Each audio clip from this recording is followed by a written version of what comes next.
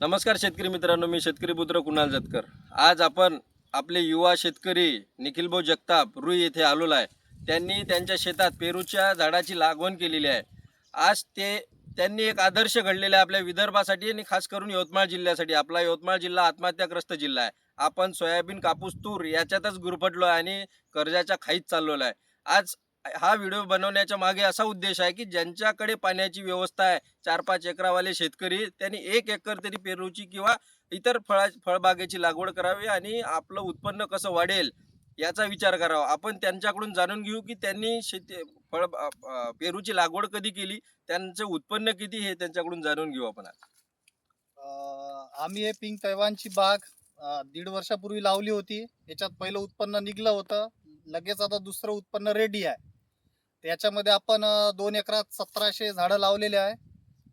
1700 झाडामध्ये 20-25 किलो जरी एका झाडाला पकडलं ॲव्हरेज, तरी पण 300-350 क्विंटल माल आपला आता सध्या रेडी आहे। याला भाव आता कमी झाले आहे, 20, 25, 30 रुपयापर्यंत रेट आहे। 20, 22, 25, 30 रुपयापर्यंत याला चांगला भाव 50, 55, 60 रुपये राहते। तेवढा भाव का भेटला तर याला 12-15 लाखाचं उत्पन्न आरामशीर होते। तरी पण आमचे आता रेट कमी असल्याच्यानं तरी पण आमचे 7-8 लाख रुपयेपर्यंत ही बाग जाईल अशी आम्हाला आशा आहे।